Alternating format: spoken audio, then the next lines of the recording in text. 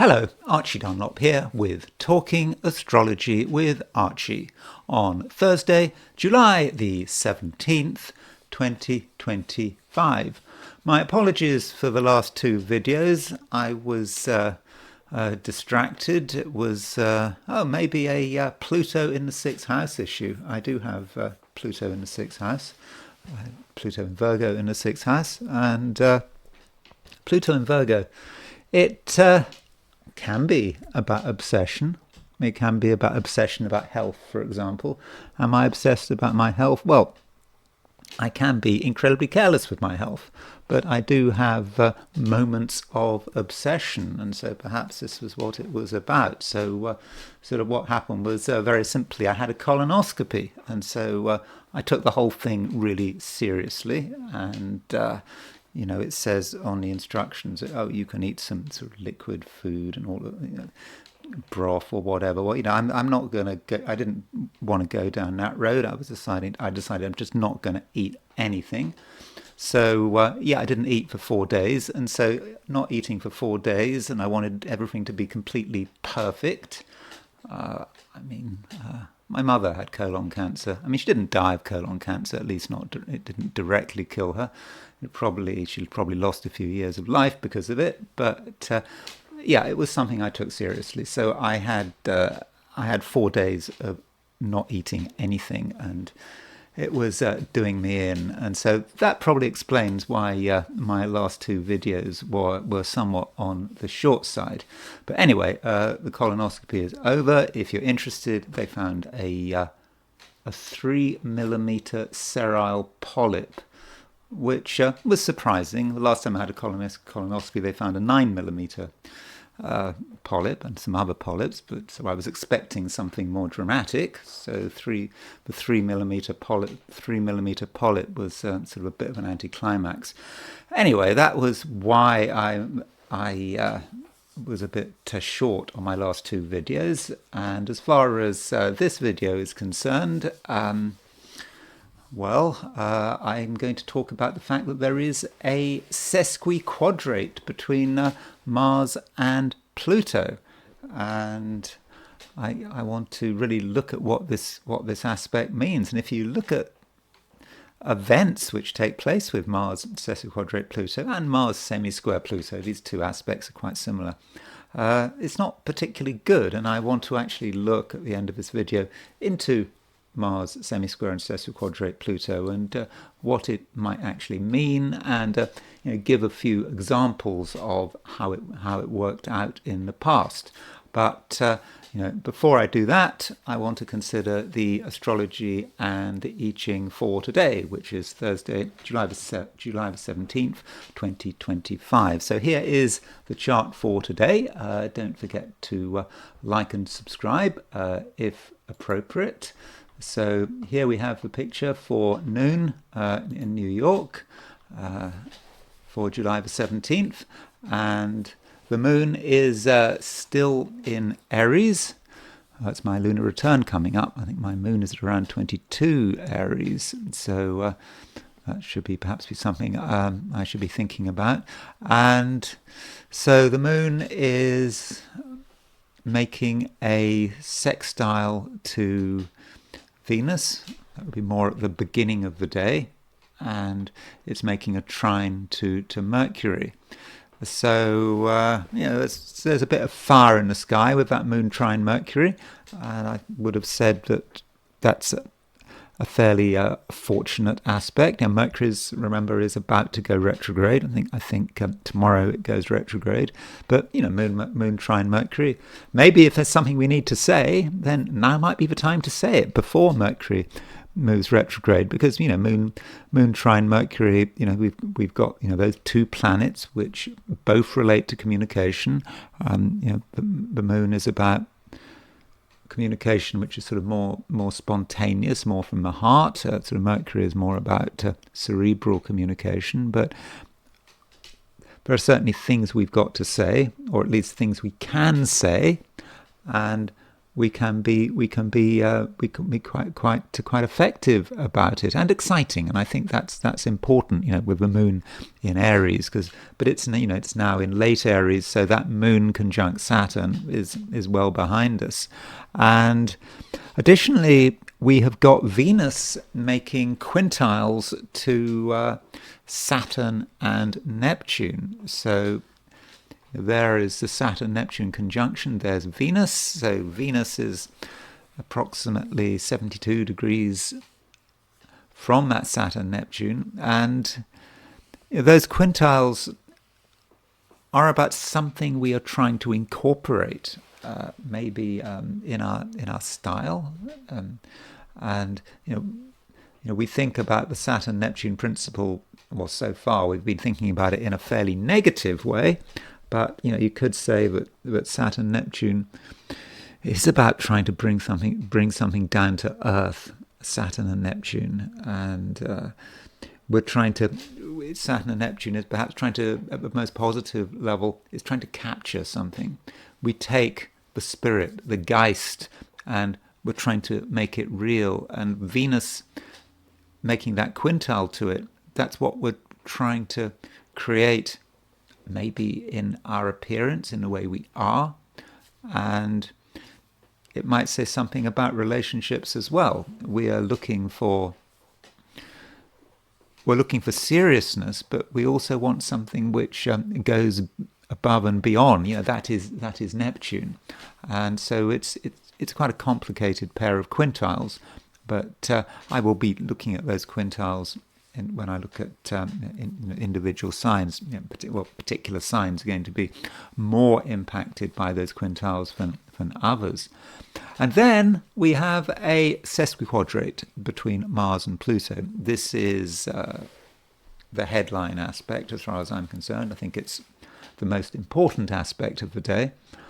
And there's Mars, 1735 Virgo, making a sesquiquadrate to Pluto, 2 degrees 46 Aquarius. And I don't need to say a lot about it here because I'm going to go into that Mars sesquiquadrate Pluto at the end of the video. But I think there is evidence to suggest that this is actually quite a violent aspect. It's not necessarily pleasant, and it's part of the hard series. You go conjunction, opposition, square, then semisquares and the sesquiquadrates. So I would have argued that the sesquiquadrate was functionally equivalent to the semisquare. I don't think there's a real difference between a semisquare and a sesquiquadrate.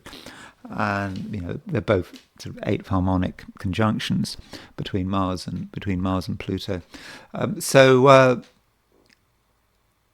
Mars sesquiquadrate Pluto can be about power and force, people trying to use force to get their way, and it might be us, it might be someone else, and you try to force things through regardless, and you don't care about the results. So that might be one way in which Mars sesquiquadrate Pluto works. So some of you might be in a real hurry to get something done, and you might be of a view that you've got to be dramatic about it. There's no other alternative. It might be someone else. Should we be careful with Mars sesquiquadrate Pluto? Possibly, yes. There may be sort of moments of violence. Okay, not if we don't do anything dangerous, but if we do things dangerous, or if we go to dangerous places, we just have to bear in mind that there is this sesquiquadrate, yes, between Mars and Pluto, and I'll be looking at that later on. So the moon is at 20 degrees, 21 degrees Aries at noon in New York. If we look at what's going on in Sydney, the moon will just be earlier in the sign. And perhaps if you're in Sydney, or not just Sydney, Australia, New Zealand, East Asia, the day it could be more active than it is in Australia. Sorry, than it is in the Americas, because that moon trine Mercury is fairly exact.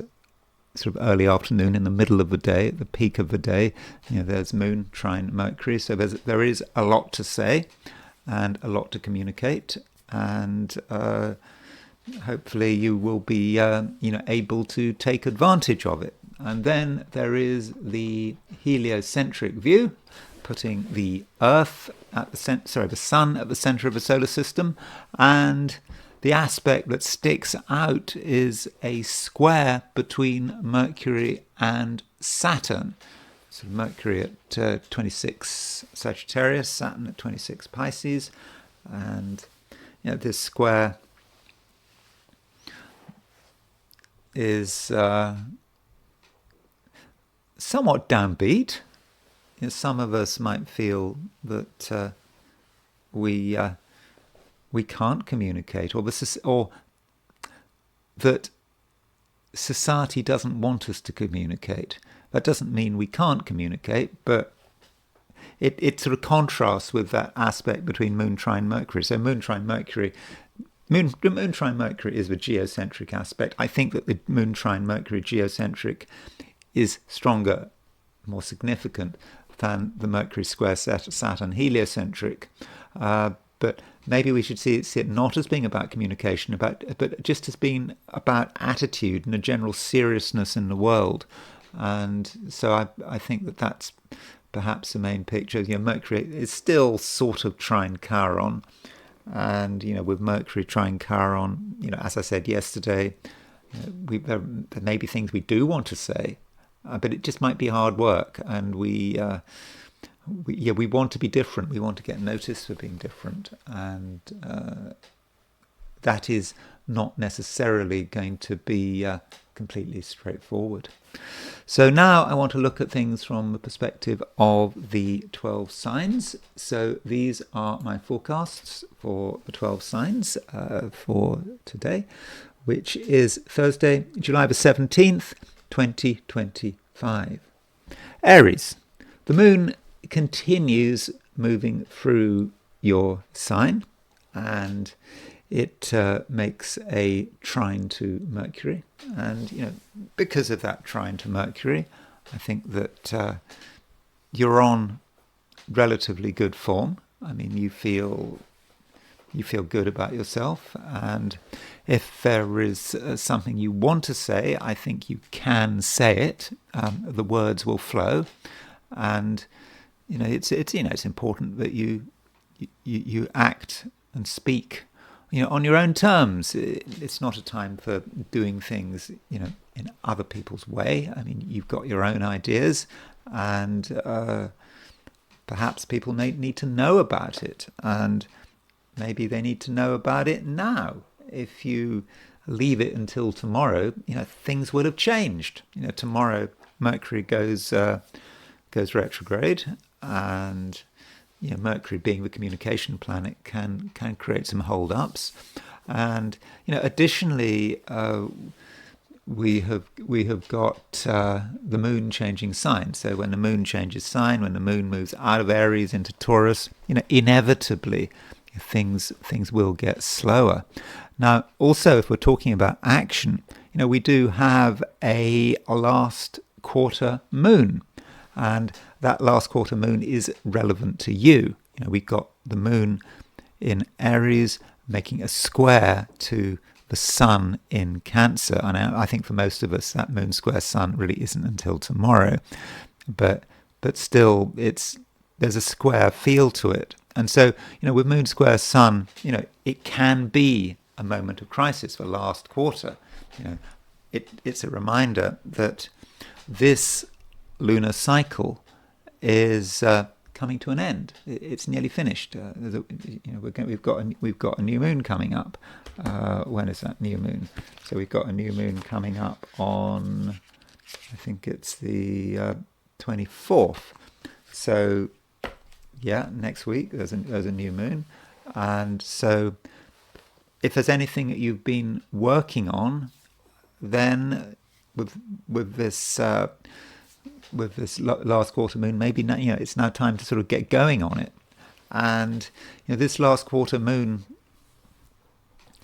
might also represent a clash, or a realization that there is an incompatibility between what you want to do and maybe what your family want you to do, or something to do with property, where you live. It doesn't matter whether you own where you live or whether you rent. It's something about where you live could be a distractor, or it may just be something you have to face, you have to deal with, because at some level that something has to change with this last quarter moon, because you perhaps should have sorted it out earlier. Maybe you have sorted it out earlier, but the last quarter moon can represent a last chance.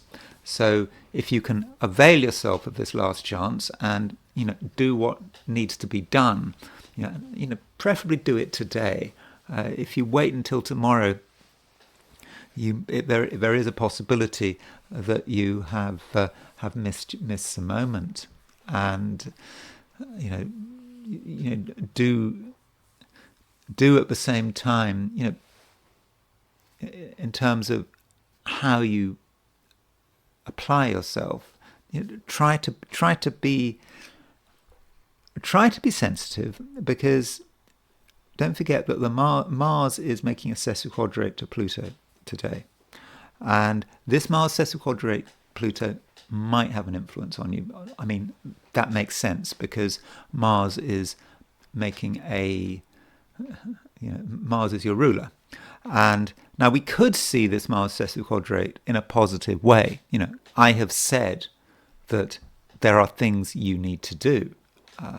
So with Mars sesquiquadrate Pluto, and there is a certain obsessional feel to Pluto, with Mars sesquiquadrate Pluto, then there may be a feeling that you have to act. That if you don't act now, then it might be too late.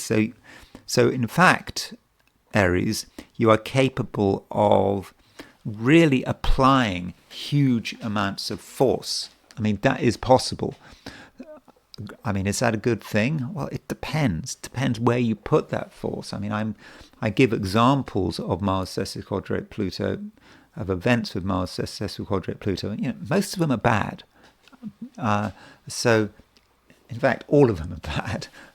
But so you have to you have to bear that in mind. But maybe you can use force in a correct way. But you do have to be so careful about it, and try as well. As I said, to be sensitive, to understand the human element. If you don't understand the human element, or you refuse to listen to it, you refuse to listen to your feelings on that human element, then you could make mistakes.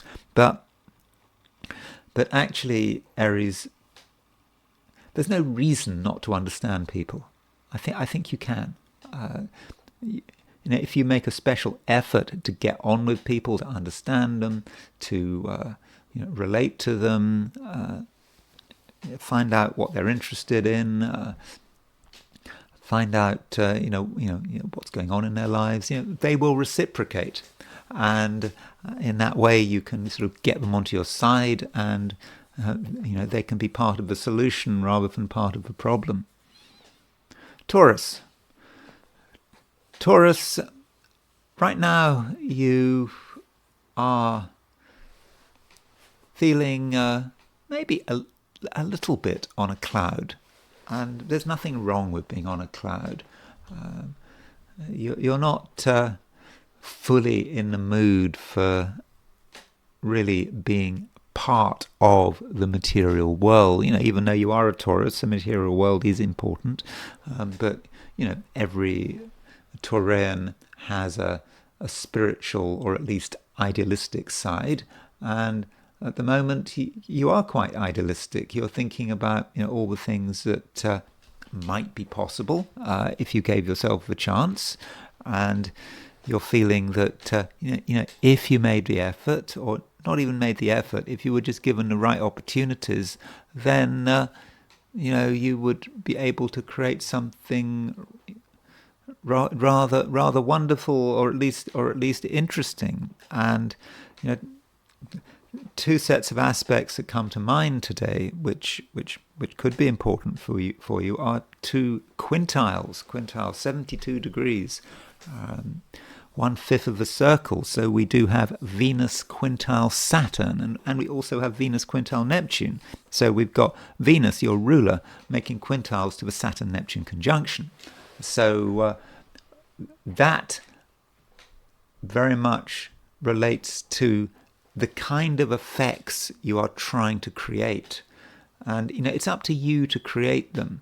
And you could ignore these quintiles. There's nothing you have to do. But if you're trying to bring something down to earth, you might have some idea, some fantasy. I mean, it just might seem a little crazy and far-fetched, but if you make an effort to bring it down to earth, and perhaps you can use your Taurean nature to work out how to do that, then you may have some success. And it's all about thinking about that Saturn-Neptune principle in the most positive light. I mean, Saturn and Neptune, Neptune is the ideal, and it's spiritual, it certainly represents something that just goes beyond the here and now, and then it's conjunct Saturn. So you're trying to ground it, ground the ideal. And with Venus quintile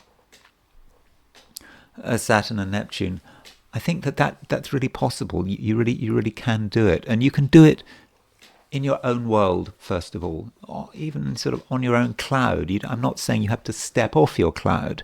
The cloud is still there, and there's nothing wrong with being a bit of a dreamer. Sometimes dreams can work, and of course, if anyone can bring dreams down to earth, it's a Taurus.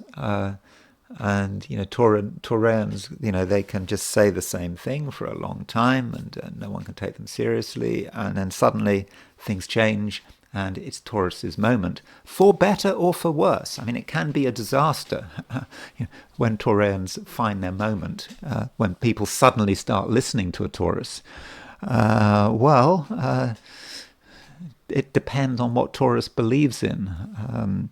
If Taurus has disastrous ideas, suddenly those disastrous ideas have a willing audience, and then Taurus can take everyone off the precipice. But I'm sure that's not what's going to happen. You can have ideas which can be great for everyone, but maybe they don't have to be for everyone. It just can be about you, and so you really can bring things down to earth, and you are, additionally, you're powerful. You are convincing.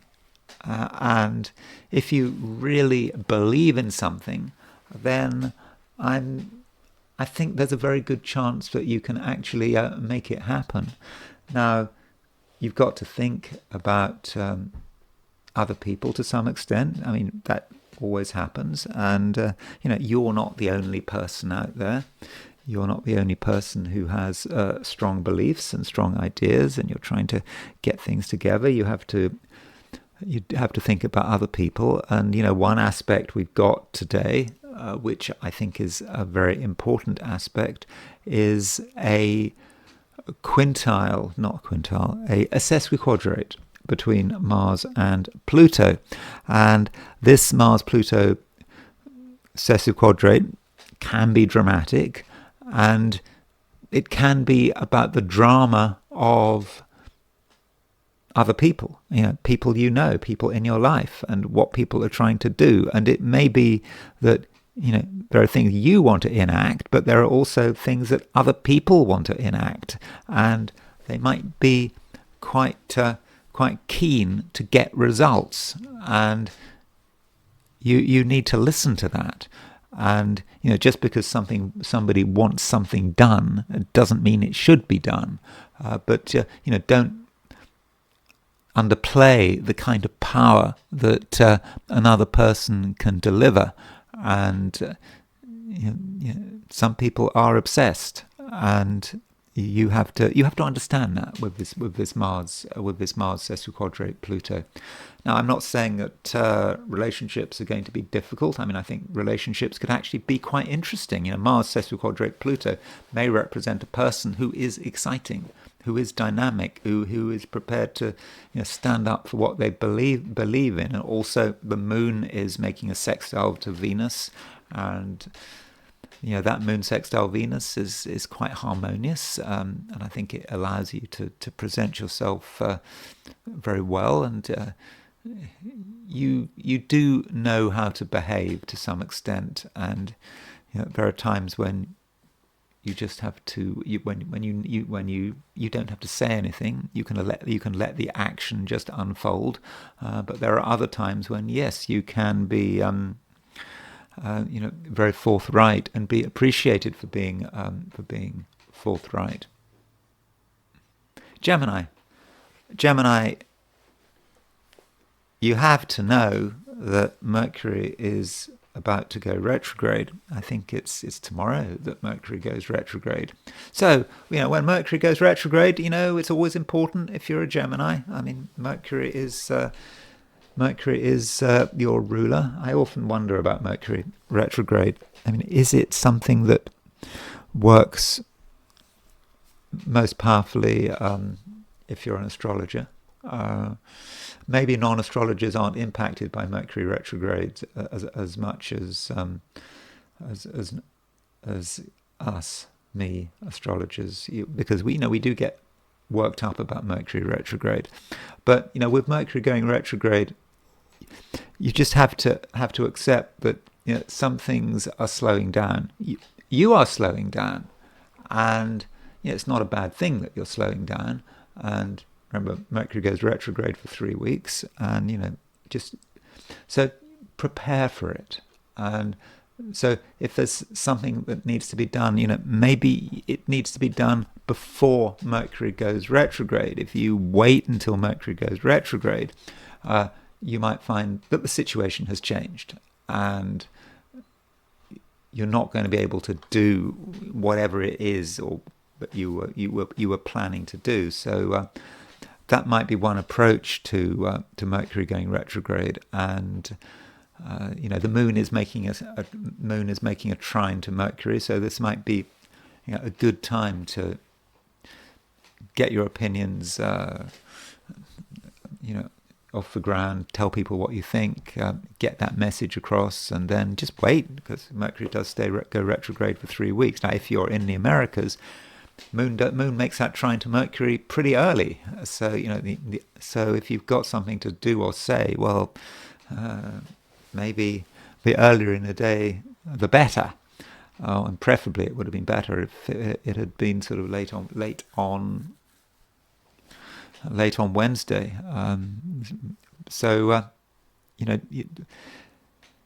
It just may be that there's something that just does need to be done, and I think that you're aware of time at the moment. I think that time is always ticking, and Geminis, perhaps more than most signs, are aware of that. And it's not just about feeling that you need to do something today or it'll be too late. There is this feeling of it being too late, and that things are getting slow, and it's not about you. It's just about the world in which you're living. It's not moving very fast. You'd like it to move, but inevitably there are going to be delays, and to an extent you're able to go with those delays and accept them, but your view of the world, it just might be rather grim and gloomy at the moment. What is the point? It's just not going anywhere, and no one's getting it right. And because no one's getting it right, well, what can you do? But these are global concerns. They shouldn't really impact, the day-to-day running of your life.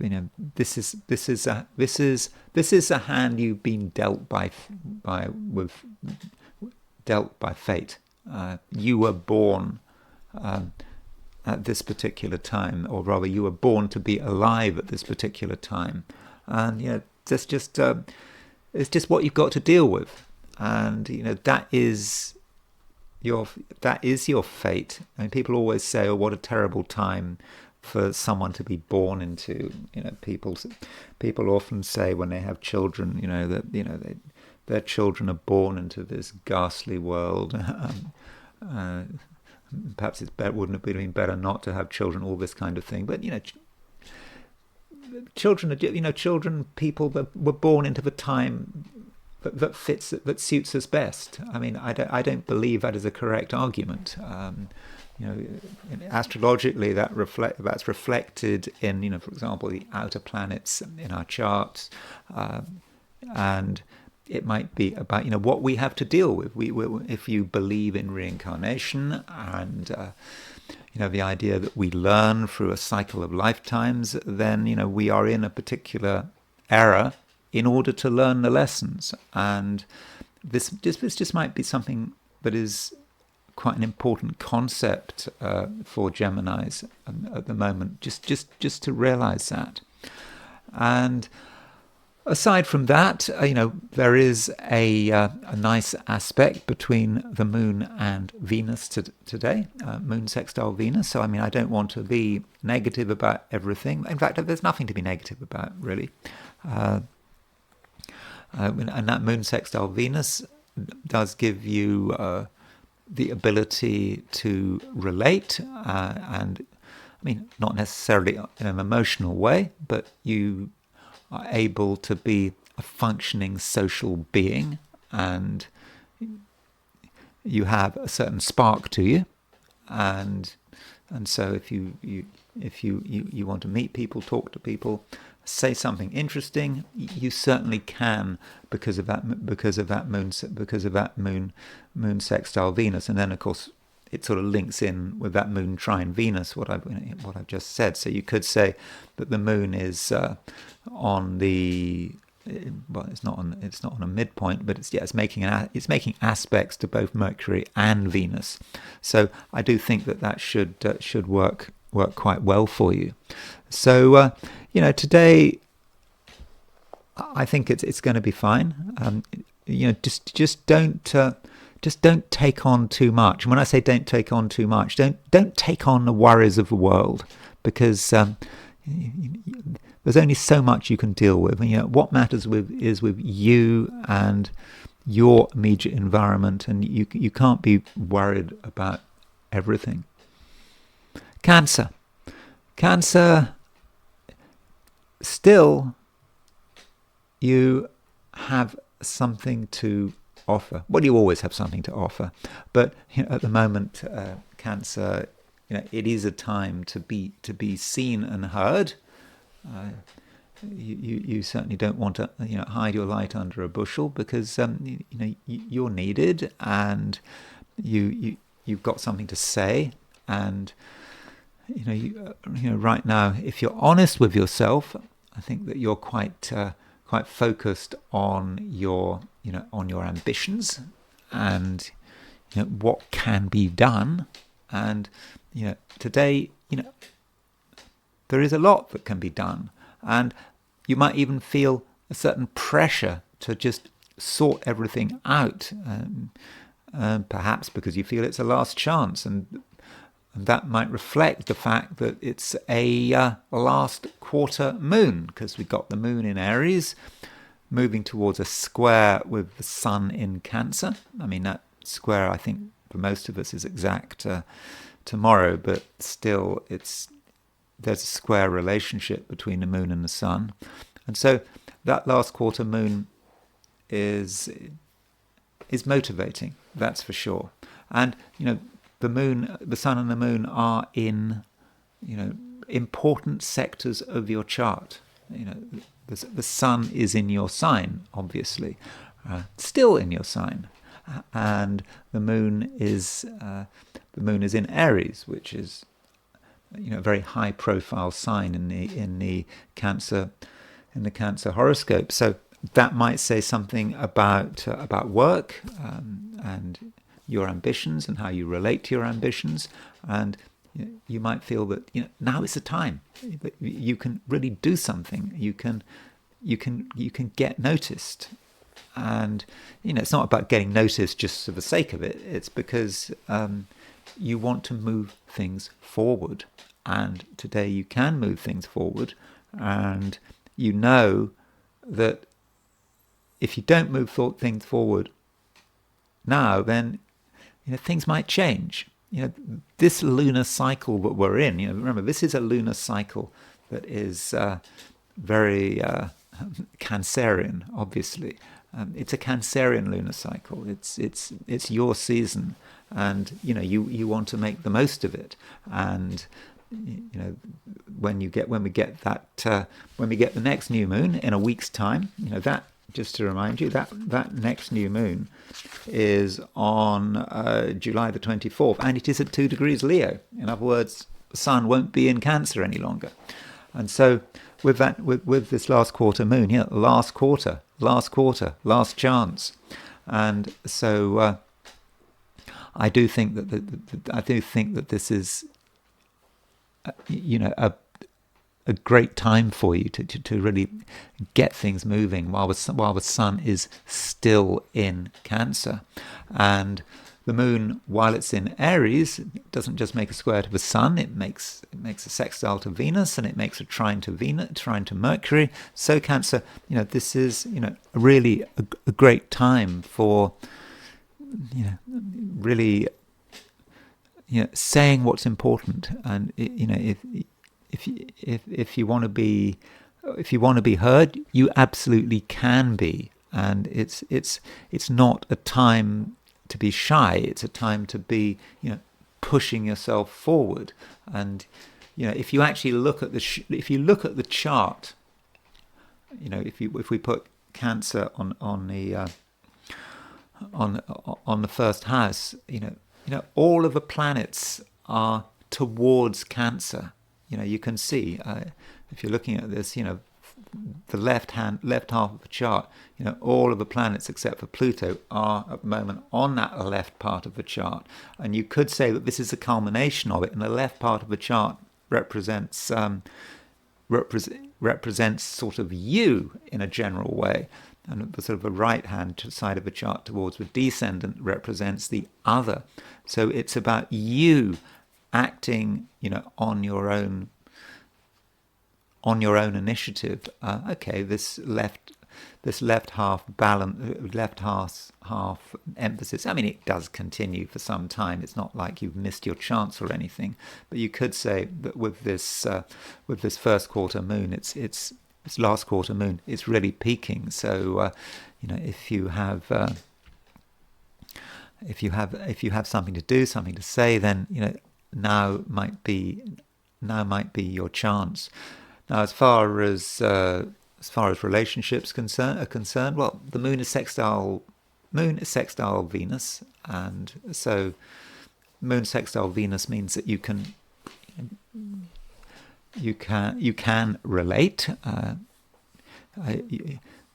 with lots of different people. I wouldn't have said that this moon sextile Venus necessarily relates to sort of romance. It's kind of not in the right houses. The moon is in very high profile. It's part of your chart. It's in Aries, and so it could be that moon sextile Venus. You're thinking about relating to someone for a purpose. And so if you've got a purpose, if you've got a reason to get on with someone, then you can certainly do it. If you're just doing it for the sake of it, just to be polite, well, I mean, who cares?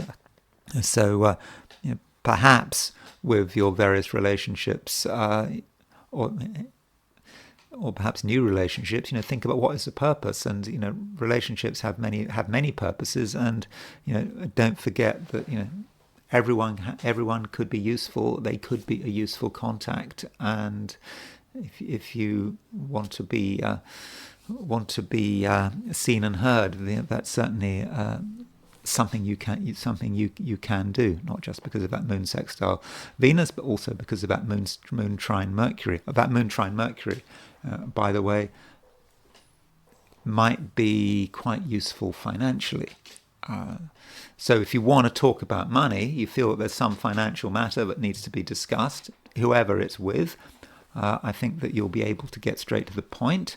But at the same time, I don't think you're going to cause any offence. And don't forget that Mercury is about to go stationary direct, and it may be, if you try to talk about money tomorrow or the day after, it might not be quite so easy. So that's another good reason why you should regard today as being quite important, as a day when you need to act. Leo,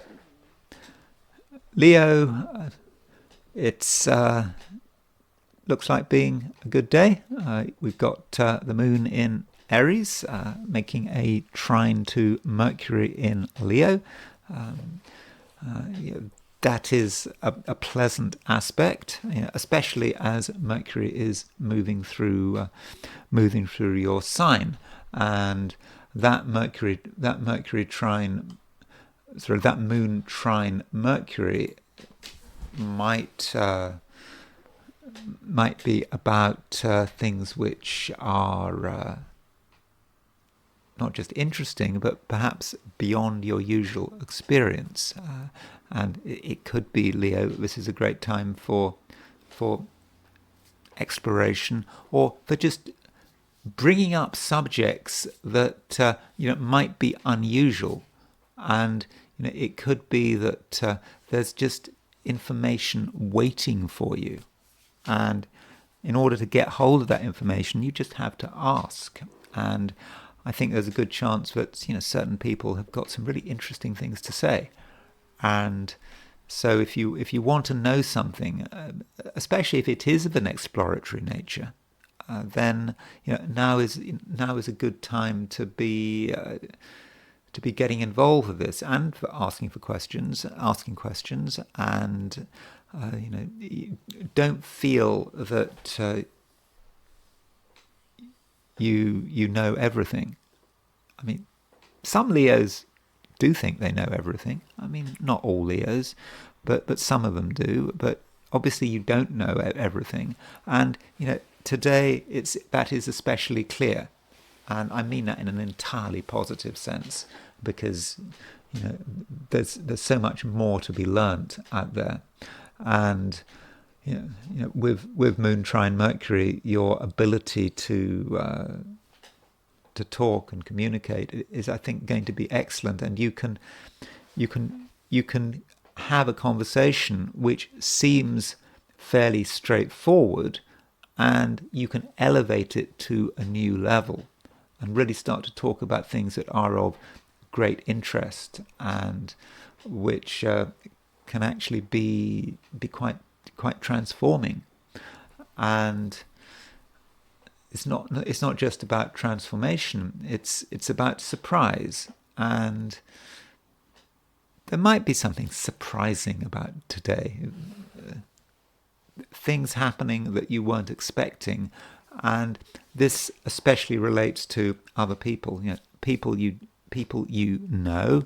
I'm not really talking about people close to you, like relationships and things like that, but just people you are in touch with just are surprising. Like, maybe that you can surprise them, but it's also possible that you are surprised by them. So that is that is a possibility. And so if there is a surprise today, don't panic. Sometimes Leos don't like surprises. Leo is a fixed sign. They want to know what's going on, and they want to be confident, that everything is in order. Well, you shouldn't be too confident, and a surprise might shake things up. But I do think that it is necessary. Now, today does also see a last quarter moon, And this last quarter moon is maybe a reminder that the Leo season is getting very close, because on July the 24th there is a new moon at 2 degrees Leo, and so this is really the end of a lunar cycle. And so we've got the moon in Aries square the sun in Cancer, and so I think that this last quarter moon, is relevant to you. And when you think about a last quarter, you think about something that has to be done before the new quarter, something that has to be finished off. And so in your case, it might be quite private and quite inspirational, but maybe something you've been thinking of, something you've been working through on quite a far-flung level. It might be about your imagination, your spirituality, your ideas. Something's just been brewing, and you probably haven't talked about it very much, but it's kind of becoming more important. And so with this moon square the sun, getting closer, you just might be thinking that now is perhaps the time where you have to make some decisions, where maybe some idea is suddenly starting to crystallize, and it's asking for action on your part. Now, that doesn't mean action like in the real world, in the physical world. It's just about you making a decision as that sun square moon becomes exact. But it is quite otherworldly,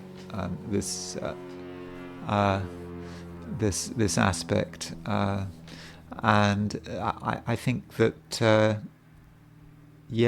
something is starting to make sense, but it's making sense, I think, at quite a private level. Virgo, Mercury is a planet you need to think about. I mean, Mercury is, of course, your ruler, and tomorrow Mercury goes retrograde. And Mercury going retrograde is an important event for a Virgo. I mean, after all, Mercury is your ruler, and so when Mercury goes retrograde, certain things may slow down. I mean, they may even come to a standstill. And I don't know what the last few days have been. I don't know what the last few days have been like for you. It could have been that you have felt that things were slowing down.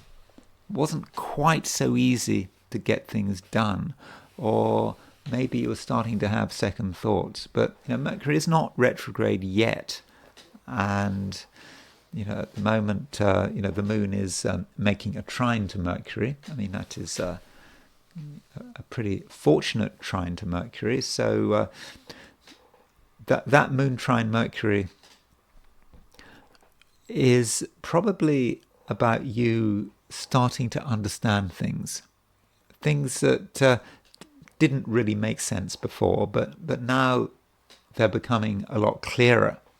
And as you're getting clarity, that might feel that it is a call for action. But I don't think that action is necessarily the right response. I think it's just enough to know, and if you know, that should be fine.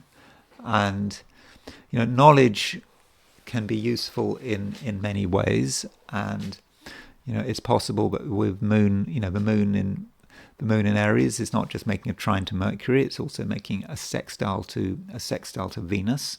And it could be Virgo, that you're starting to have a good understanding of the people who matter. For example, could be the people you work with, the people you see all the time, people who play a significant role in your life.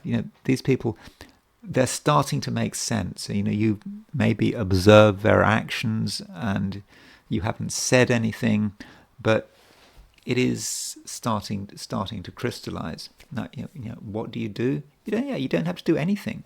In fact, it would be best if you do nothing. And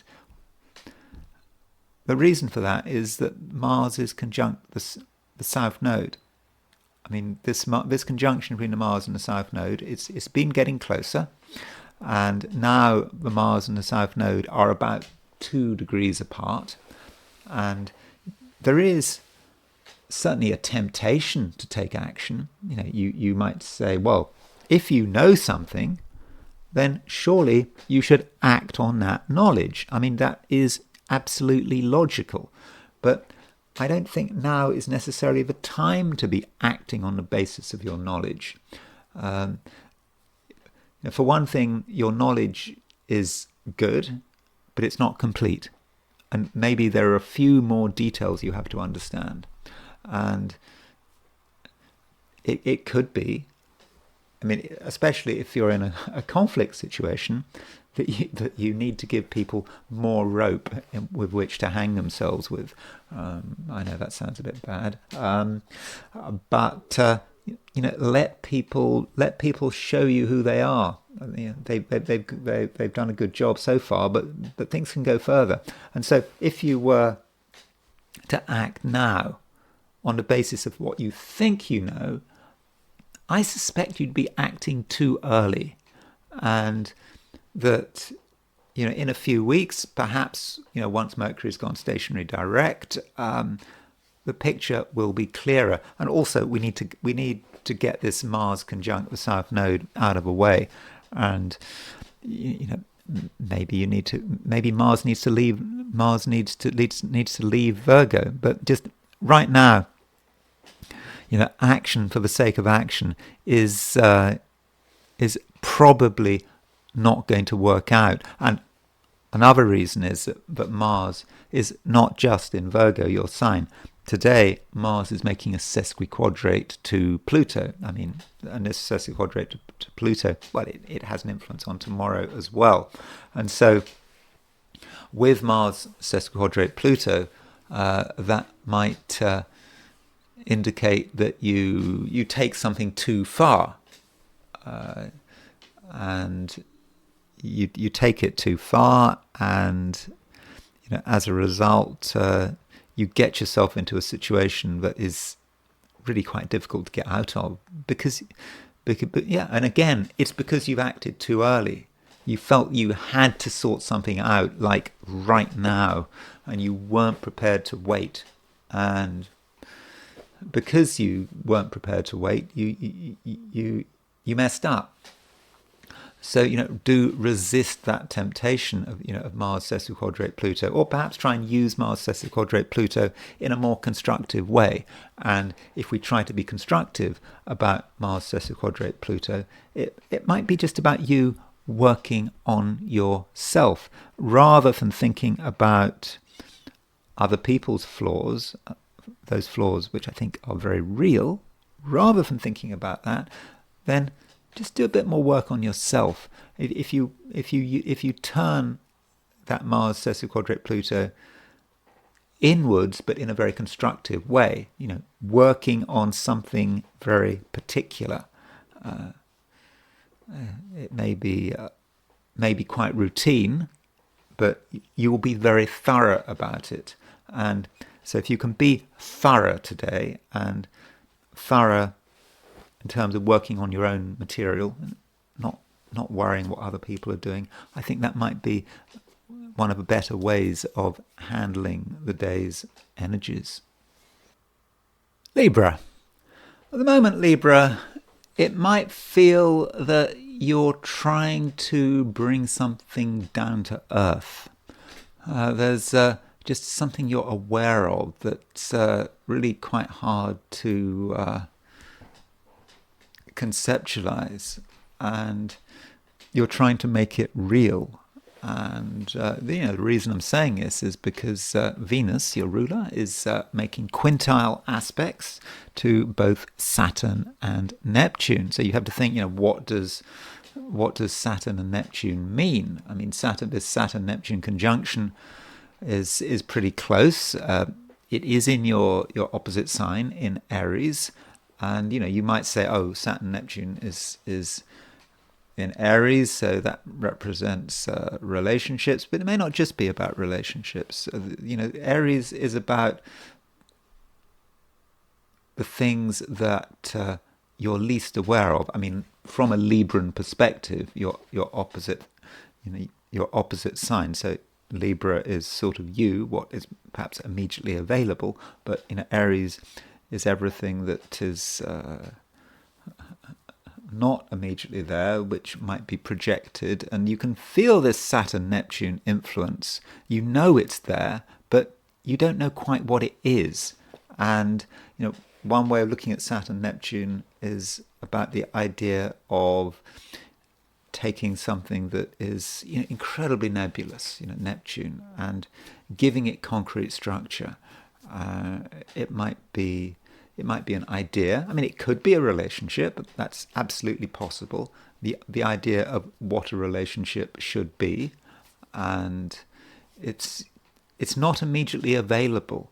And with Venus making a quintile aspect to the Saturn-Neptune conjunction,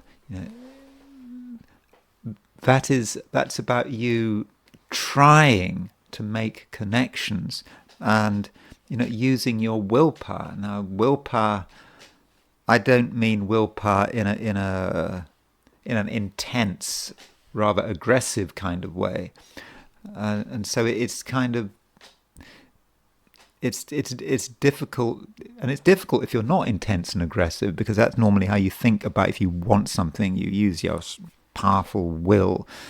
It's more subtle than that, but there's certainly something that you're trying to manifest.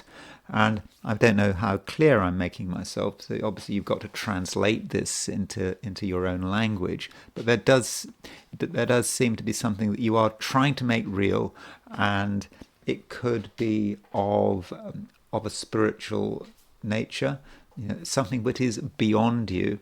And because it's beyond you, you can't quite conceptualize it. It may even be difficult for you to verbalize it. But I think you can try to verbalize it. I mean, Venus, your ruler, is in Gemini at the moment. You can try, but it may not always be easy. But that's an important issue today. I'm not going to say it's a struggle, because this is not about a struggle, but it's something that you are trying to do. And this idea that something has to happen is made more clear by the fact that today we have got a last quarter moon, and this last quarter moon, in fact, technically the last quarter moon is tomorrow for most of us, but still we've got the moon in Aries and the sun in Cancer, so that very much has a last quarter feel to it. And so we got a new moon on July the 24th at 2 degrees Leo, and so this is a last chance, and it might be something that you're trying to bring about, and it might rest on other people. Being a Libra, other people can often be very important to you, and it just may feel that in order to make all the connections, you are going to need someone's help or someone's cooperation. And perhaps with the last quarter moon, that is the struggle, that you need to get through to someone, make some kind of connection. I think you can. It's not just because it's a last quarter moon, it's because the moon is making a trine to Mercury, and that moon trine Mercury does facilitate good communication. It allows messages to get through. And the question is, how long will messages be able to sort of get through in the future? Because Mercury is about to go stationary direct. I mean, I think it's tomorrow that Mercury goes stationary direct. Mercury is already moving very slowly, but it's still going forward just. And so with that moon trine Mercury, there is an opportunity to make a connection, but that could be quite important. It's something you need, and if you don't make that connection, then the next week, but in the run up to the new moon, may not be entirely satisfactory. So don't be lazy today, because I think that there are things that need to be attended to, and as far as the concept of willpower is concerned, I indicated that willpower should not necessarily be seen as something where you have to use intense aggression. On the other hand, you are a strong person. You are very clear about who you are and what you want. I mean, on different levels. I mean, there are some things you want that are really difficult to touch, that are difficult to conceptualize, and that's what I meant when I was talking about the quintiles between Venus and Saturn and Neptune. But on a more material level, I think at the moment, Libra, you are very clear, and if you know what you want and you know that you're not getting it, then I think that you can really stand up for yourself. But you're not the only person who wants to stand up for themselves. Don't forget that Mars is making a sesquiquadrate to Pluto at the moment, and Mars is ruler of Aries, and of course Aries is your opposite sign, and so that Mars sesquiquadrate Pluto might be an aspect that is rather sort of too much to handle in terms of some other people. Mars sesquiquadrate Pluto can represent an aggressive person, a person who wants their way regardless, and those kind of people should be handled with care. I won't say avoid them, because it depends. If that person is working for you, is working on your side, and you have the same goals as they do, and they have that obsession, they want things to happen, then that's great. But other people just could be really wrapped up in themselves and just want things that you don't necessarily want, and they could be quite pushy and demanding, and those kind of people, well, you should probably stay clear of them. Scorpio, the headline aspect today is Mars sesquiquadrate Pluto. And I will be talking a lot about Mars sesquiquadrate Pluto later in the video. But this aspect is relevant to you because Mars is your ruler. And this Mars sesquiquadrate Pluto can work in your favor. But it's a powerful aspect. Sesquiquadrates, they're seen as being a minor aspect, but I don't regard sesquiquadrates as being minor. I, as far as I'm concerned, a sesquiquadrate is more powerful than a trine or a sextile. I think a Mars trine Pluto is relatively minor aspect compared to Mars sesquiquadrate Pluto, particularly in a natal chart, and particularly if it's exact. And so Mars sesquiquadrate Pluto can be very motivating. It's motivating for you. And at the moment, Scorpio, I think that you are very aware of the power equation. Who has the power, who doesn't have the power. And Scorpio, I think that you want to have as much power as possible. You want to be able to make things happen. You want to have an impact, and you want to be able to look after yourself, and you want to look after your own interests. That is important to you, and you're very aware of anything that could be a threat. And what you have to do, Scorpio, is just make sure you don't exaggerate. You don't want to use a sledgehammer to crack a peanut. I mean, that is not necessary. But there's just some danger of that. And it's not just because Mars is sesquiquadrate Pluto. It's because Mars is conjunct the South Node. And, with Mars conjunct the South Node, there is some danger that you just put too much energy into something with unfortunate results. Yes, that really is possible. So, be careful about how you expend your energy, and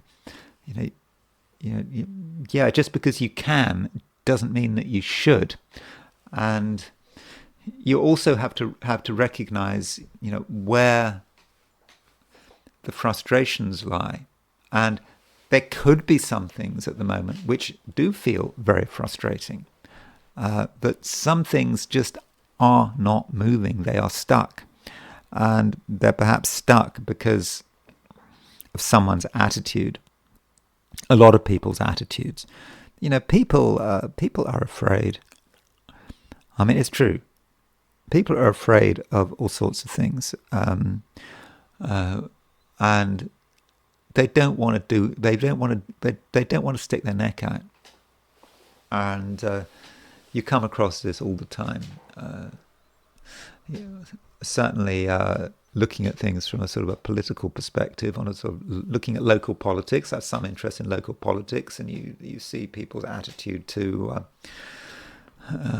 city councils and making comments. People are afraid. People are concerned that something bad might happen to them if they express their views. And you might come across this kind of fear, or at least just an unwillingness to do anything.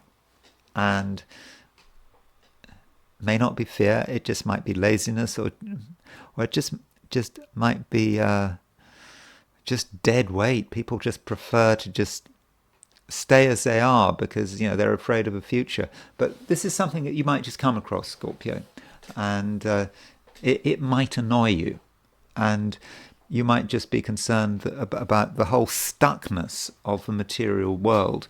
But it's nothing to do with you, except in the sense that you are part of this world. That's the world in which you were born. So so that's another reason why you shouldn't be tempted to use too much power, because I think that in most cases you would be wasting your time.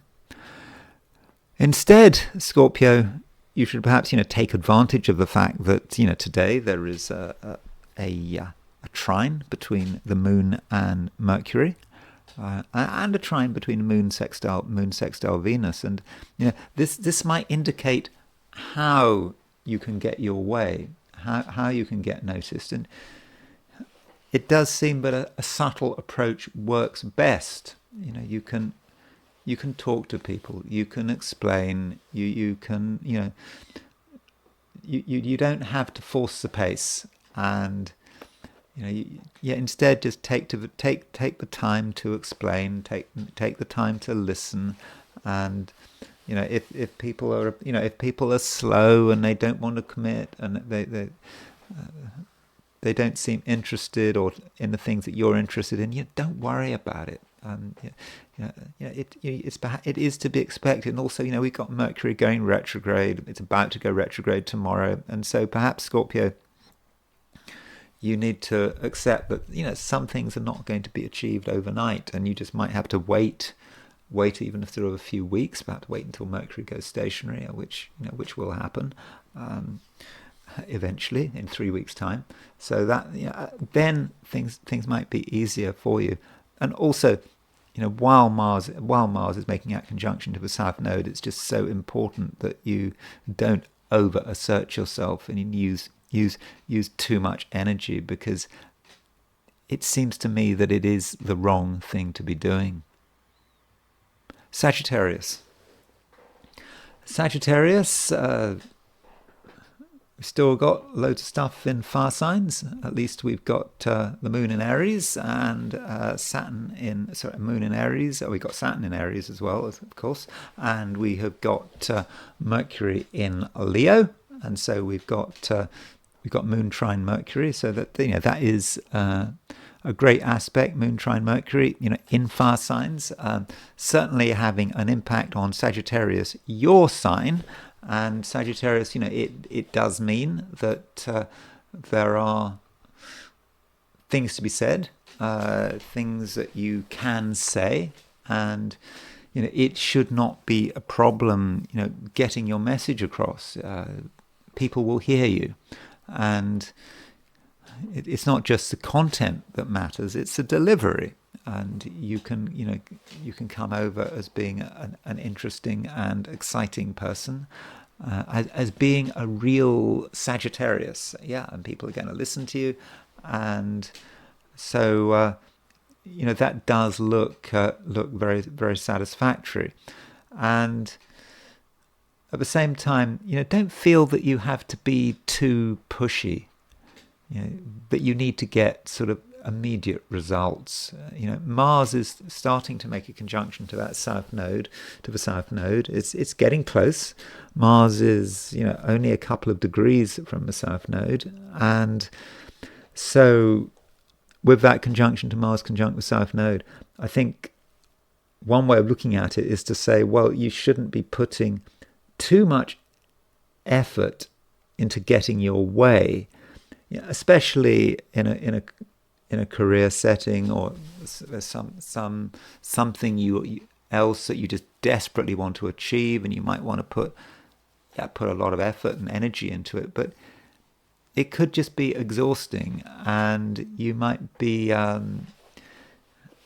just getting nowhere, basically. And so don't feel that you absolutely have to do anything, achieve anything, by a particular deadline. I don't think that is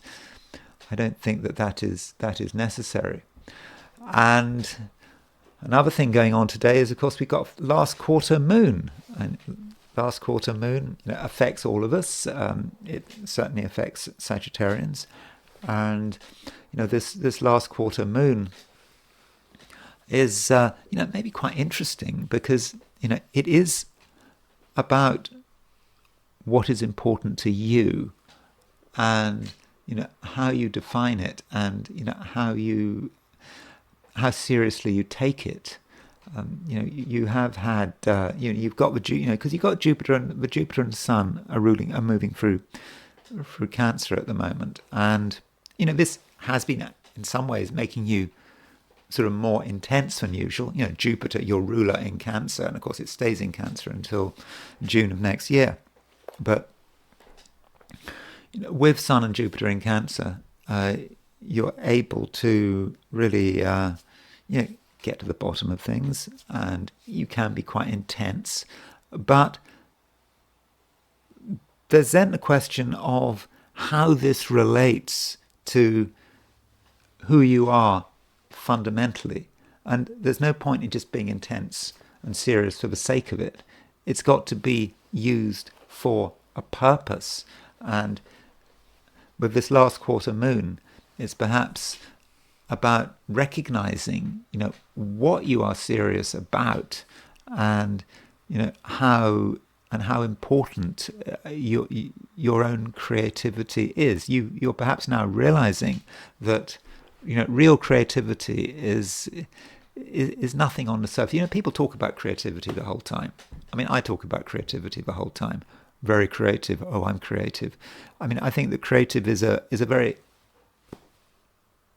overused word. And very often what people do stuff which they claim is creative, and it's just what everyone else does. And as far as I'm concerned, creativity is something which is incredibly unique. I find it difficult to see how creativity can even work on a sort of a group setting, in a group way, because it's so individual. Maybe I'm coloured by an astrological view of that, because if you look at, with astrology, you see the fifth house as being about creativity, and I regard the fifth house as a house which is very personal. It is about you, and so it's about your creativity. It's not about anyone else's creativity. It's nothing that can be copied, and so I think it is an overused word. But when I'm using the word creativity here, I'm talking about something that is very particular to you, and something that you need to take very seriously. And if you don't take it seriously, in a way, that sort of undermines it, because it's special. It's just a part of who you are, Sagittarius. And so maybe with this last quarter moon, you are getting serious about certain things, but about certain things about yourself, and you realize that they're not trivial. They can't be compromised, and that you need to be given the time and space to really work on them. And it's not a joint enterprise. It is something very personal. Capricorn, right now we have the moon in Aries, and with the moon in Aries, you're quite focused on yourself, as you should be. I mean, Aries is quite a self-orientated sign. It's what you want to do. It's how you feel about yourself, and that should be what matters. It's not about what is going on out there. It's about your domain, and you need to be quite jealous of your domain. You need to look after your domain. Make sure that it's not interfered with, and just really hold your ground. And there are going to be there's going to be pressures. I mean, because there's a last quarter moon, whether it's today or I think it's tomorrow, the last quarter moon, because what we've got with this last quarter moon, we've got the moon in Aries square the sun in Cancer.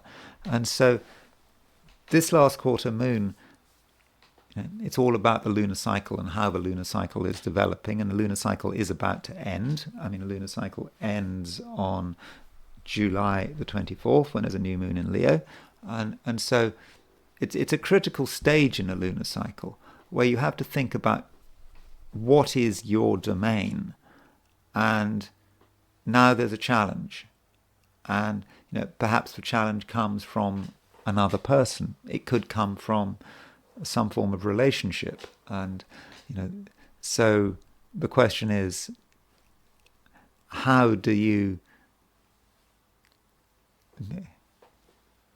relate to another person but also look after your own vital interests? And that is a contradiction. I mean, it doesn't make immediate sense. And the question is, can you resolve it?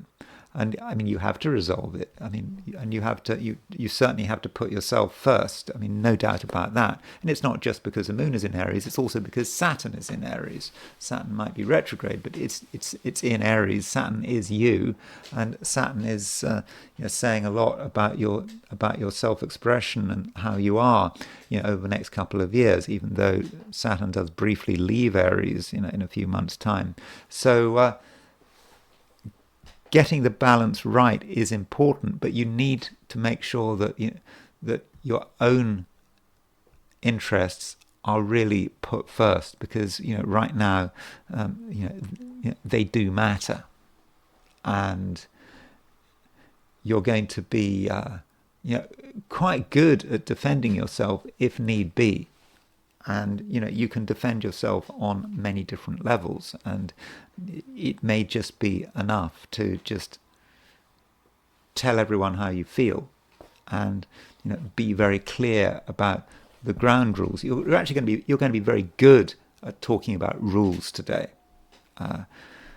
It's not that you have to follow rules. I mean, we all have to follow rules, but it's not that you have to be obsessed about following rules. But if you want to explain the rules of the game, or maybe even your rules, then I think you're going to be very good at it, and you're going to speak with great authority, and I think that most people are going to listen to you. And if you are in a position where rules matter, then you're going to be very good at explaining the rules, and that could just be about explaining the law. I think right now you're going to have a good legal sense, though.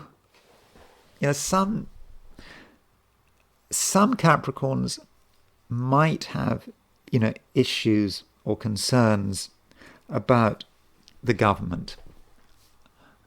Or when I say government, I'm talking government at all levels.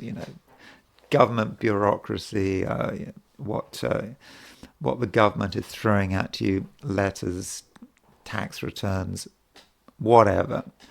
All of that kind of stuff. Some Librans might be preoccupied by, or might have a situation where what authority does annoys them, and I would suggest you keep your cool, because you know what you're doing, and I think you're going to be very effective at dealing with government and bureaucracy. And if you want to be assertive in a situation where you're having to deal with such people, then I think you'll do a good job. And likewise, if you are part of the government, if you're a bureaucrat, then I think probably you're going to have a good day. Aquarius,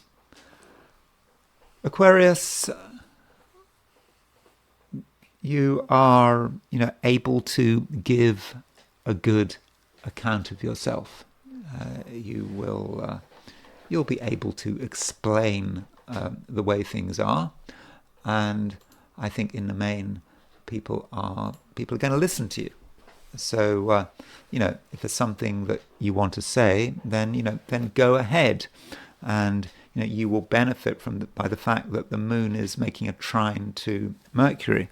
Now, this trine to Mercury is going to be, if you're in the Americas, it's going to be strongest very early in the day. So if you are an American Aquarian, there's something that you want to say, or there's a message that needs to be delivered, then ideally you'd get it out of the way as early as possible. But even then, I think that overall the whole day, you'll be able to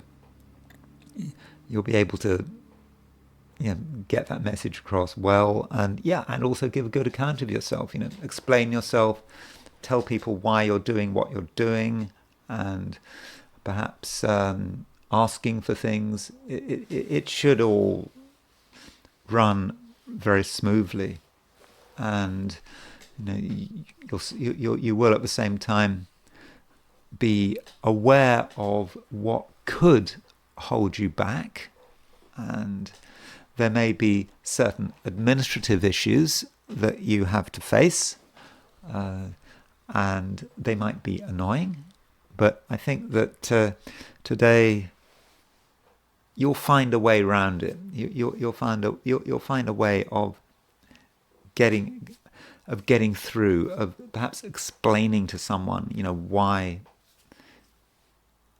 you've got it right. And so don't give up when you're dealing with administrators and bureaucrats. So I'm giving I said something quite similar to Capricorn, because obviously you and Capricorn have the same ruler, Saturn, and so with administrators, you will know how to deal with them, and so you don't need to take the decision of a bureaucrat at face value, because I think that there's usually a way to get it to change. So that means that you can regard yourself as being someone who is quite strongly placed, and your verbal skills can make all the difference, and in general you'll come over as being quite an interesting person and an exciting person, yes, but then other people can be exciting as well. It's not just you. And you might be surprised by the response of some of the people you meet, some of the people who are in your life. They might do things that you hadn't expected, and at first sight that might bother you, but it shouldn't bother you. You just have to accept that you're an individual, but also other people are individuals as well. Additionally, we have a quintile between Venus and Saturn. Now, that Venus quintile Saturn, is relevant to you because Saturn is your ruler, and Venus is a benefic. It's a fortunate planet, and so with Venus quintile Saturn, I think that you can maybe create something out of nothing. It starts with an idea. You have an idea that something is possible, and then you work on it. You have the motivation, and in the end, things do start moving. Things start happening, and this may be about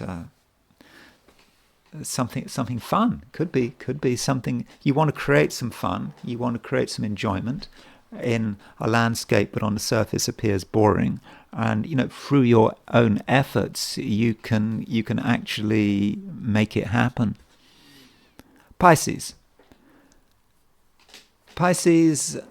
right now you are still thinking a little bit about money. I think I mean money could be an issue. You might regard it as being important. I mean, the moon is still in Aries, and it's a last quarter moon. So moon in Aries, in the sign following Pisces. So traditionally, that has a financial orientation, and if it's not money, it's about what you own, what you don't own.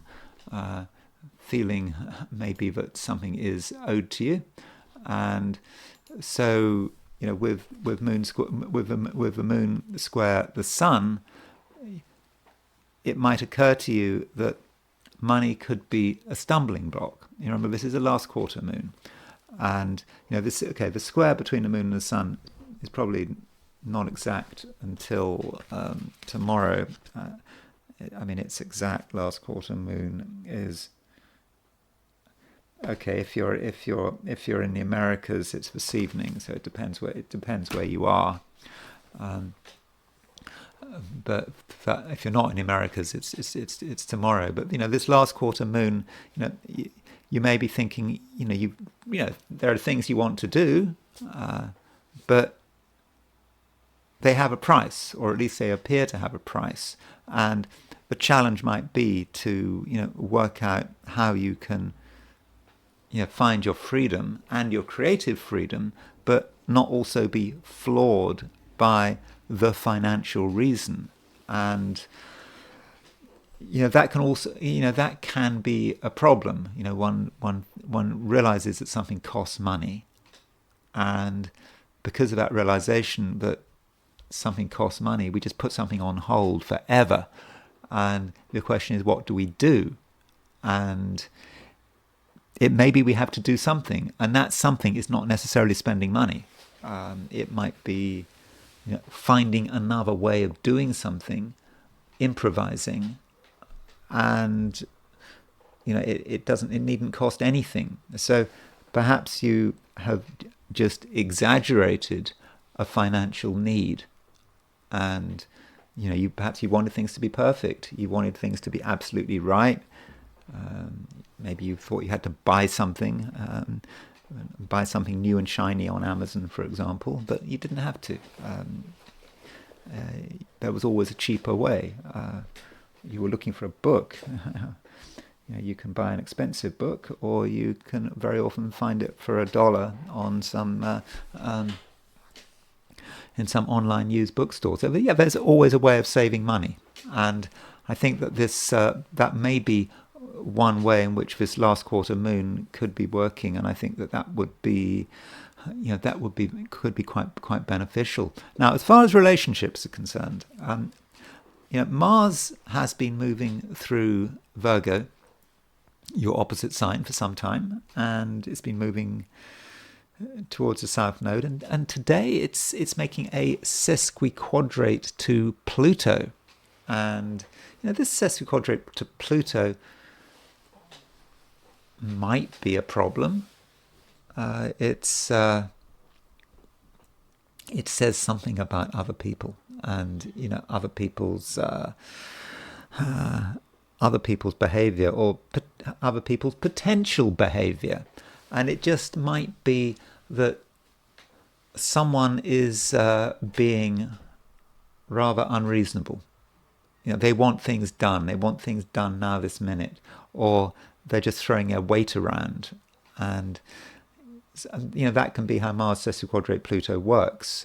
And you might think that the easiest option is to just give in. So if you find yourself being pressurized by another person, whoever that person is, there might be someone you've met for the first time, it might be someone you're married to, wherever that pressure comes from. And if you find yourself in that situation, you need to remember that the North Node is in Pisces, and the North Node is asking you to put yourself first, and it's just very important to do that. And if you put yourself first, then I think, by and large, however much pressure someone is trying to put on you, I think you will be able to resist it. And that's it. That's all I've got to say for the 12 signs. And now I want to look at today from the perspective of the I Ching. So I asked the question, what is Thursday going to be like for those watching the I Ching section of this video? And the first hexagram I got was hexagram number 18, which is illness. Now, don't panic. This hexagram is not really about illness. Okay, it's possible that you're feeling a bit under the weather today, but that's not fundamentally what it's about. Another translation of this hexagram that the Wilhelm translation uses is working on what has been spoilt. So there's this idea that something is wrong. Something is not as it should be, and there is a strong implication that it can be fixed, because it is working on what has been spoiled. This is not an illness that need go on forever. It's an illness that has its roots in the past, and something has been got wrong in the past. Maybe the distant past. It might be something connected with previous generations, and it's sort of lingered through time. But whatever it is, it's relevant today, and it needs to be addressed. And yes, it can be fixed. Now, this hexagram does not move. There are no moving lines. That's the first point to make. Second point, this is a hexagram just for today. So, I'm not doing a reading for the year or the decade. It's just for today. And so, because there are no moving lines, it just may be that there's just this lingering feeling today that something just isn't right. It could be fixed. You could fix it, but for some reason you don't want to, and you're thinking about ways to deal with it, but nothing makes sense. And additionally, if we look at the nuclear hexagram, remember the nuclear hexagram is the underlying hexagram. The nuclear hexagram is hexagram number 54, which is the marrying maiden. And marrying maiden is a woman who is in a hurry a young woman who is in a hurry to get married. That's the principle of it. Or someone who is in a hurry to get something done. And that might tell you something about what the cause of this sort of malaise is. Perhaps the problem is, if the marrying maiden is a nuclear hexagram, that part of the problem is that something's been done in a hurry, and it wasn't thought through. And it seemed easy at the time. It was a good fix, but now you're seeing the consequences. And so, what do you do? Is there a solution? Of course there's a solution, but maybe you're not really in the mood for solving the problem.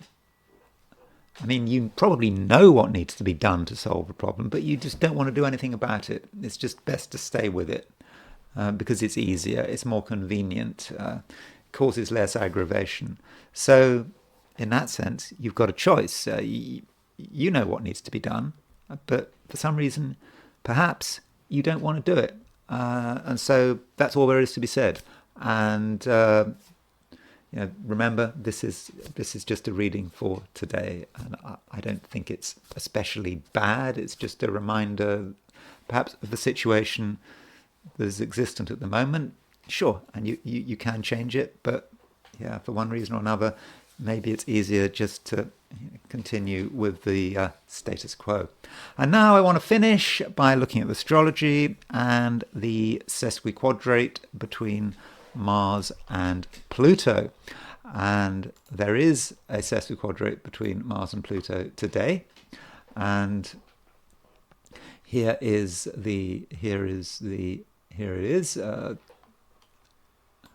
This is the chart for the exact Mars-Pluto sesquiquadrate. So I make it's at 11:54 p.m. London time. So right just before midnight in London. So that would be like into sort of early tomorrow morning, and that would be into Friday if you're in Europe. If you're in the Americas, well, that's going to be late afternoon, early evening, perhaps a bit earlier if you're in Hawaii or Alaska. So you can see the sesquiquadrate here. Mars is at 1746 Virgo, and Pluto is at 2 degrees 46 Aquarius. So they are 135 degrees apart, which is 3/8 of the circle. It is a tense aspect. It follows the pattern.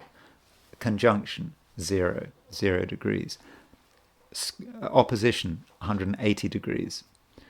Square, you halve 180, you go to 90 degrees.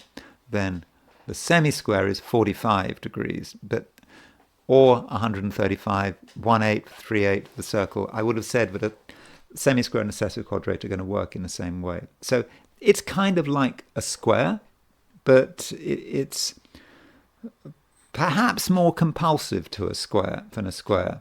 It might be more problematic.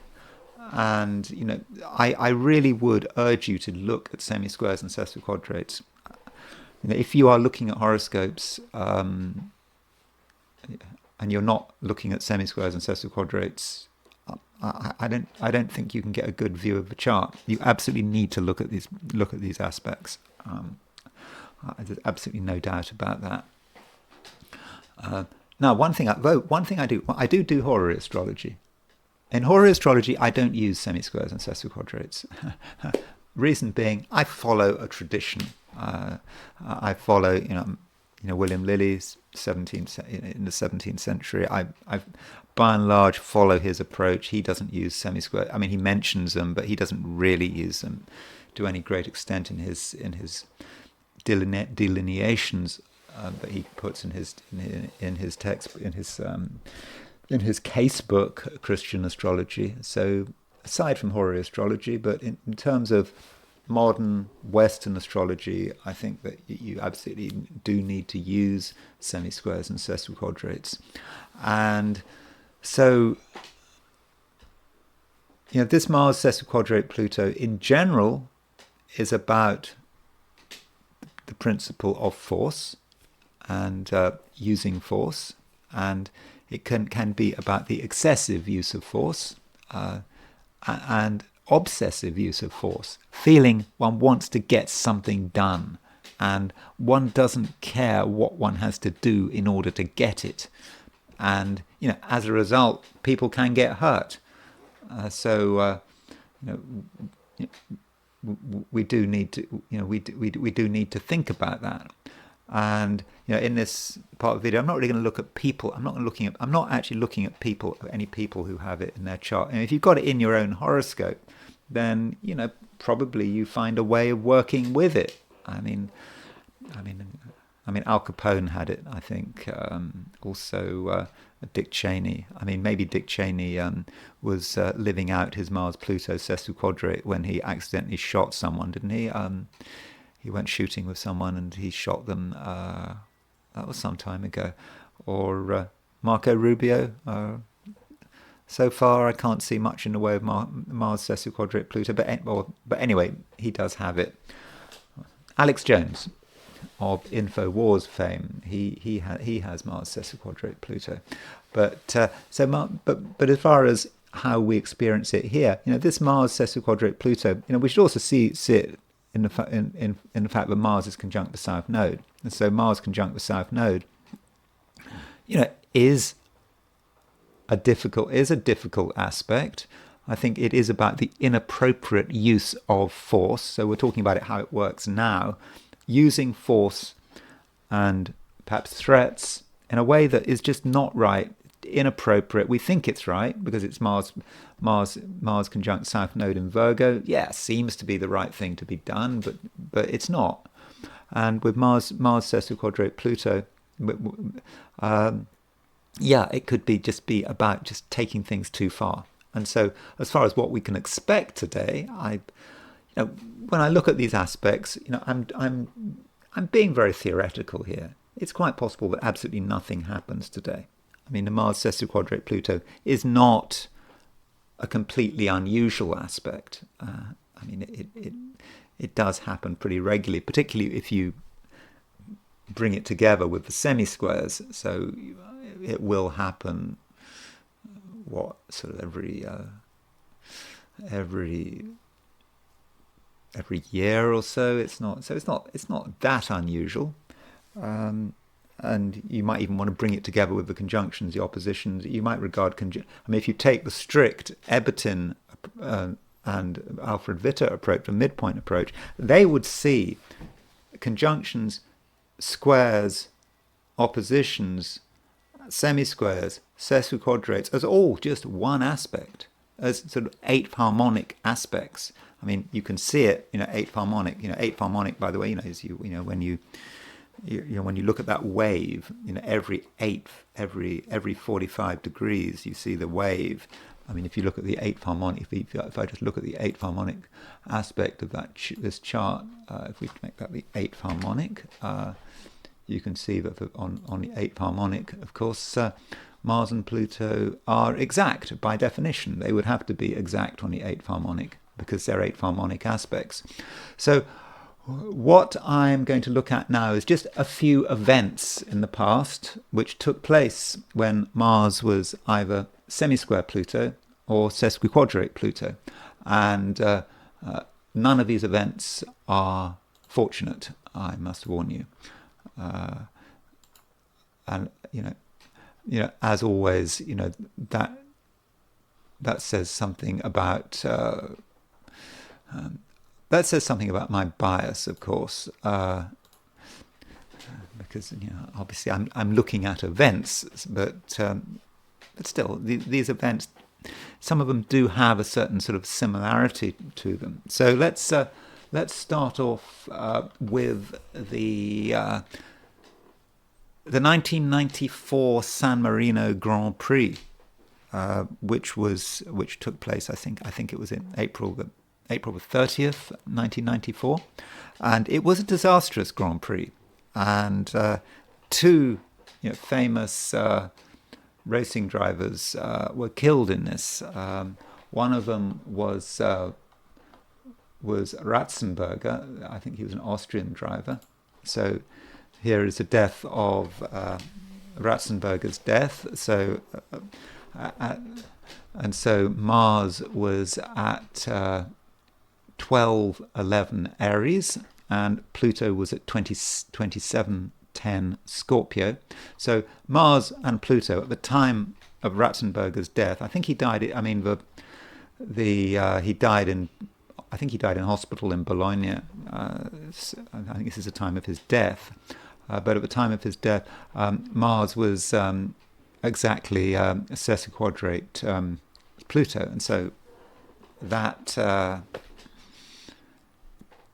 the exactitude of that, Mars. You can see that if you are a racing driver, you've got to drive really fast. It's probably quite a Mars-Pluto activity. Mars can be connected with cars going fast, and Pluto going obsessively fast because you're trying to win the race, or you're trying to do as well as possible, and you have to be quite Mars-Pluto. But in this case, Mars-Pluto didn't work out, and at the time of his death, it looks like Algol was on the midheaven, and the south node was Algol, and the south node were on his midheaven, and this Mars-Pluto sesquiquadrate was Pluto was on the IC. So this was not actually, I think this was not the chart of the accident, but it was of the chart of his death.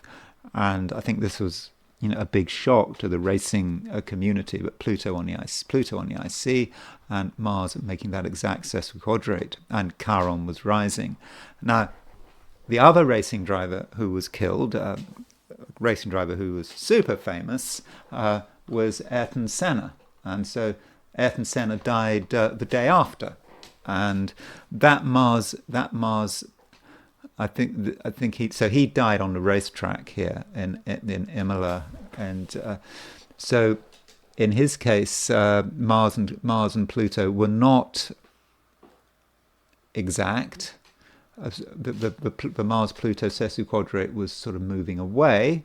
But still, they were within 1 degree. But Pluto was still on the IC, and Chiron was still on the ascendant. So in a way, Ratzenberger's death sort of foreshadowed Ayrton Senna's death. Sorry, reason I'm not giving you Ratzenberger's Christian name is because I've temporarily forgotten it. I should know. My apologies. Sorry, I'll tell you. I should. No, I don't know. I do not know his. It's just lost. I used to know it, but I should know it, but I don't know it. That's so Senna's death. Having Pluto on the IC, and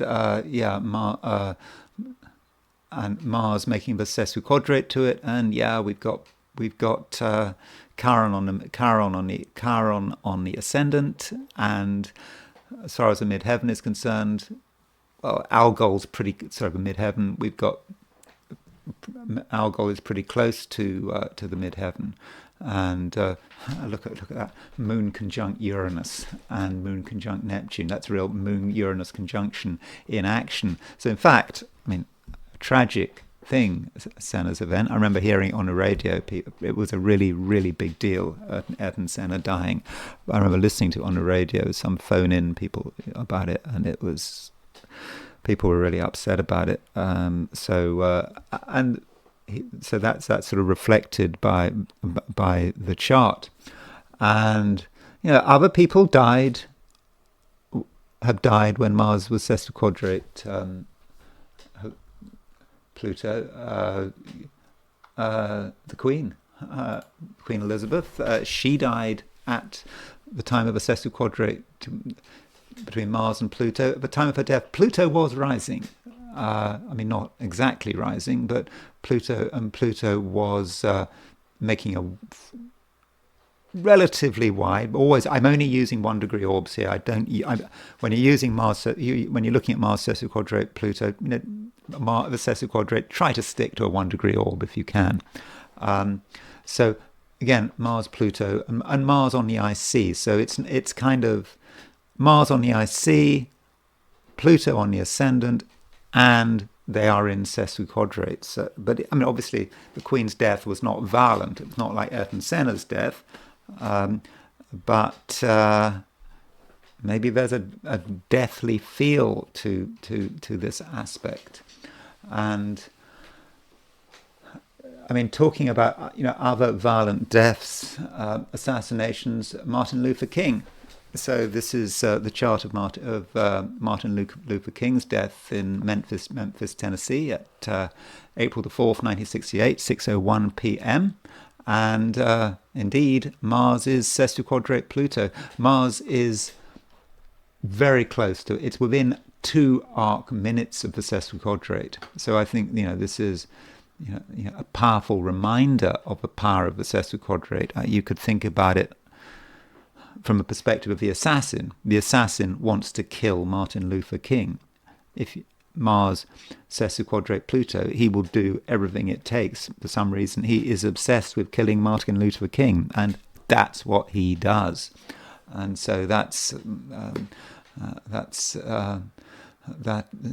it. Look at Neptune opposition true black moon Lilith, and sort of towards sunset. So the sunset of something, the sunset, the idea of someone dying, and not just the sun was conjunct Saturn. So having Sun conjunct Saturn and Mars sesquiquadrate Pluto, that's a reminder that in astrology it's important not to just look at one aspect. If you see times when you've got several difficult aspects coming together, that might be a warning that something bad might happen. And another death or kidnapping, there was the Lindbergh kidnapping, March 1st, 1932, when Charles Lindbergh's son was kidnapped, and we don't know when he died. I think he might have been killed shortly after the kidnapping. And there are all sorts of ideas and conspiracies about what happened with the Lindbergh kidnapping. People are still debating it. But the kidnapping took place March 1st, 1932 at 9 p.m. And it took place at a time when there was a Venus-Uranus conjunction on the descendant, and Pluto was on the midheaven. So quite a dramatic chart. And we're still thinking, it took place nearly 100 years ago, and people are still arguing about the Lindbergh kidnapping. And Mars was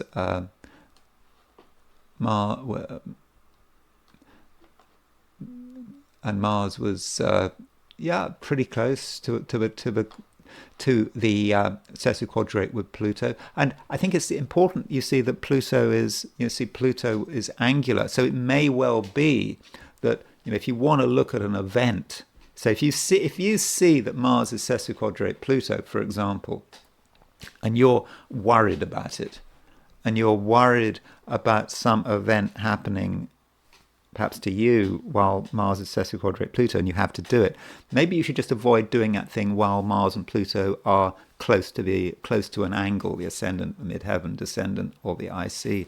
So Pluto was on the midheaven, and Mars was making the sesquiquadrate to it, and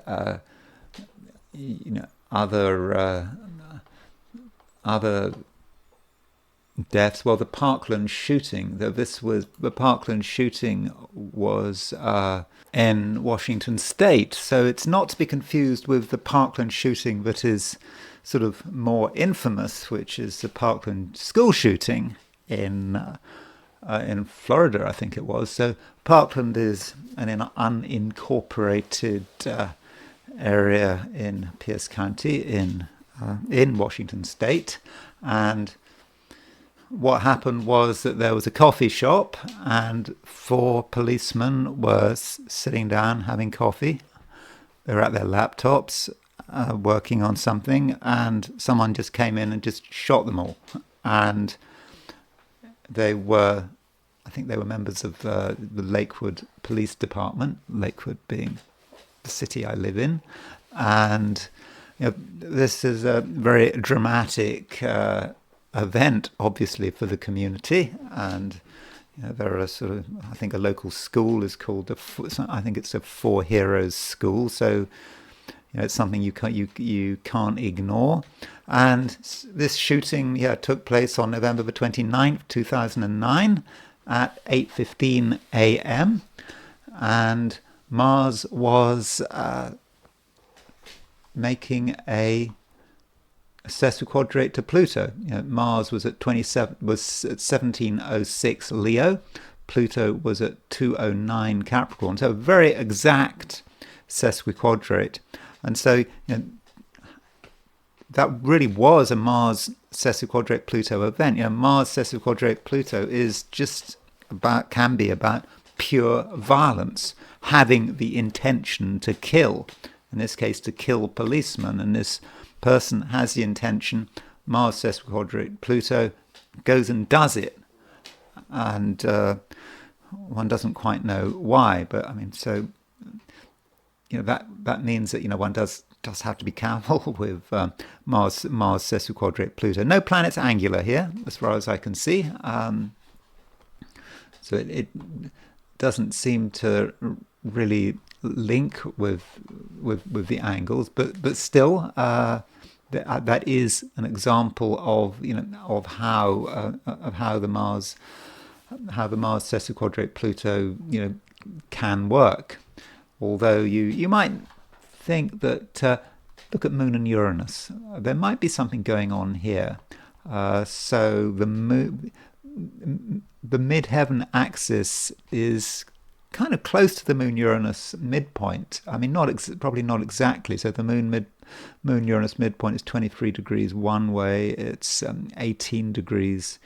So it's relatively close to the Moon-Uranus midpoint. It's not exactly on the midpoint, but when you can see a possible midpoint connection by eye, that might be relevant. So there could have been a Moon-Uranus, the MCIC relatively close to the Moon-Uranus midpoint might have had some contribution to it. But I think this is a good example of Mars sesquiquadrate, Mars sesquiquadrate Pluto in action. And there can be military events taking place with Mars sesquiquadrate Pluto. The surrender of Dien Bien Phu. So Dien Bien Phu was this battle fought in sort of Vietnam, in which the French, of course, at the time when Vietnam was run by was a French colony, and Dien Bien Phu was a French fortress which was strong. They'd had this sort of strong point strategy in Vietnam, and they were surrounded by the North Vietnamese army, and this was the approximate moment when they had to surrender, when the battle ended, when the French were defeated. And you could say it was the end of the effective end of France's colonial presence in Vietnam. I mean, okay, it did carry on for a bit longer, but it was a symbolic defeat. And at this time, Mars was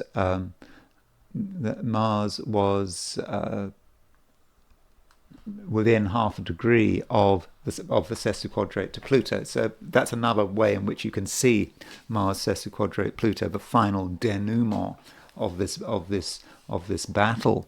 And in Ireland, the Easter Rising in 1916, when Irish nationalists rose against the British, this took place with this time it's Mars semi-square. So Mars was again within half a degree of the semi-square with Pluto. So this is certainly an event. they'd had enough.